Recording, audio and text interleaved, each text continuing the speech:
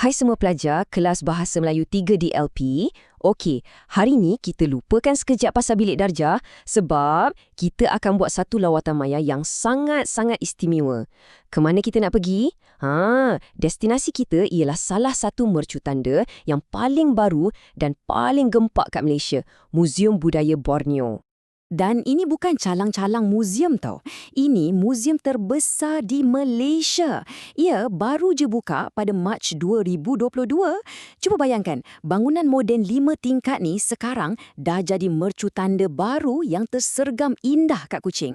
Cuba tengok seni bina dia ni. Unik kan? Ia bukan sekadar bangunan biasa tau. Setiap lengkung, setiap corak, seolah-olah tengah bercerita tentang budaya dan seni Sarawak. Ini baru pandangan dari luar, tapi dah boleh rasa mesti banyak khazanah yang hebat menanti kita kat dalam. Okey, jadi inilah peta untuk lawatan kita hari ni. Kita akan jelajah satu-satu dari bahagian 1 sampailah bahagian 5. Kita akan tengok dunia kanak-kanak, kisah legenda, seni halus dan macam-macam lagi. Dah sedia semua? Jom kita mulakan pengembaraan kita. Baiklah, pengembaraan kita pun bermula. Dari lobi utama ni, kita akan terus naik eskalator, terus ke tingkat 2. Kat sinilah keseronokan yang sebenar akan bermula. Okey, kita dah sampai. Aras 2, Galeri Kanak-Kanak. Temanya, sayangi sungai kita. Dan percayalah cakap saya, tempat ni memang direka khas untuk kita bermain sambil belajar. Jadi lupakanlah pameran yang kaku dan membosankan tu. Kat sini, semuanya interaktif. Korang boleh rasa pengalaman naik bot panjang maya, boleh cuba main drum tradisional, siap ada gelongso lagi, ada terowong, papan conteng, pondok foto, macam-macam lah. Yang paling best, ada pondok sensori khas. Jadi, sambil seronok-seronok tu, kita belajar juga tentang kelestarian alam sekitar. Memang best! Okey, dah puas berseronok ke Aras 2. Sekarang tiba masanya untuk kita mengembara ke masa lampau. Kita akan ke Aras 3 dan 4 di mana kita akan menyelami jiwa sebenar Sarawak, kisah sejarahnya, budayanya dan masyarakatnya yang sangat pelbagai. Okey, apa beza Aras 3 dengan Aras 4 ni? Senang je. Aras 3 lebih kepada cerita tentang harmoni dengan alam. Macam mana masyarakat Sarawak hidup seiring dengan alam sekitar. Aras 4 pula, perubahan masa. Ia macam bawa kita ikut garis masa sejarah Sarawak. Jadi dua-dua aras ni cerita pasal Sarawak tapi dari sudut pandang yang berbeza dan saling melengkapi. Faham kan? Ini salah satu bahagian paling best. Muzium ni dia hidupkan balik legenda Santumbung dengan cara yang sangat-sangat kreatif. Korang nampak tak 4 panel interaktif ni? Korang hanya perlu luncurkan skrin tu dan serta-merta kisah legenda tu akan dimainkan dalam bentuk animasi betul-betul depan mata korang. Inilah yang dikatakan gabungan mantap antara teknologi dan tradisi. Hebat kan? Selain legenda tadi, ada lagi. Tengok ni. Replika Baruk bersaiz sebenar. Baruk ni ialah rumah komuniti tradisional. Besar kan? Selain tu, ada juga pameran yang cerita pasal budaya pemburuan kepala. Satu amalan yang pernah jadi sebahagian daripada sejarah Borneo dulu-dulu. Aras 4 ni pula, kita boleh anggap macam mesin masa. Betul-betul.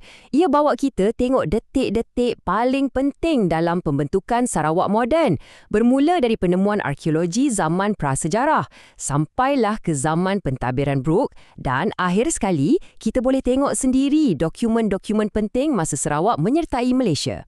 Dan tengok ni, ada satu lagi benda interaktif yang best kat sini. Sebuah buku sejarah tapi saiz gergasi. Yang paling menarik, korang boleh selak halaman buku ni hanya dengan lambaikan tangan kat udara. Tak payah sentuh pun. Siapa kata belajar sejarah tu bosan, kan? Alright, kita dah sampai ke tingkat paling atas. Aras 5. Dekat sini, kita akan disajikan dengan pameran seni halus dan teknologi. Ini adalah gabungan antara khazanah warisan Sarawak yang paling indah dengan teknologi moden yang memang akan buat korang terkejut. Selamat datang ke Galeri Objek Idaman. Setiap satu benda kat sini, dari manik-manik yang sangat halus buatannya, pakaian tradisional yang cantik, sampailah ketika tenunan tangan, semua ni bukan objek biasa. Ini adalah warisan. Cuba kita fikirkan sejenak betapa tingginya kemahiran dan kesabaran yang diperlukan yang diwarisi dari satu generasi ke generasi lain untuk hasilkan karya seni macam ni. Dan lepas kita kagum dengan semua hasil seni tangan yang berharga ni, ada satu lagi kejutan. Korang akan melangkah keluar dan berjalan di atas lantai animasi yang futuristik. Lantai ni interaktif tau. Ia akan bercahaya dan berubah mengikut setiap langkah kita. Wah, ini satu kontras yang sangat-sangat menakjubkan kan? Dari warisan zaman dulu terus ke teknologi masa depan. Nampaknya lawatan kita dah hampir ke penghujungnya. Tapi jangan dulu. Ada satu lagi aspek budaya penting yang kita tak boleh lepaskan, iaitu makanan. Lepas tu, barulah kita akan bincang sikit pasal tugasan korang. Kalau korang singgah di restoran museum ni nanti, ada satu menu yang memang lain dari yang lain.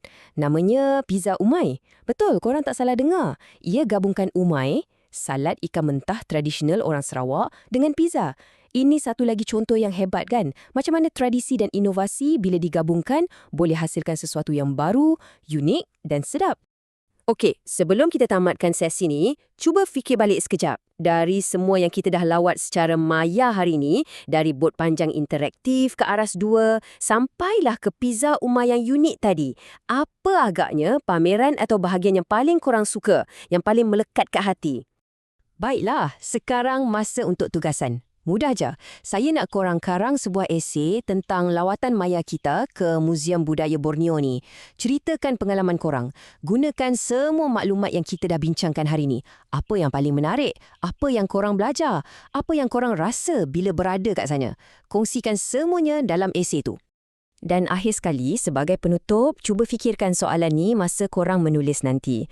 Korang bukan sekadar melaporkan apa yang korang nampak tau. Korang sebenarnya sedang menjadi seorang pencerita. Jadi soalannya ialah, apakah kisah warisan Sarawak yang korang nak sampaikan melalui penulisan korang tu? Fikir-fikirkan ya. Selamat menulis semua.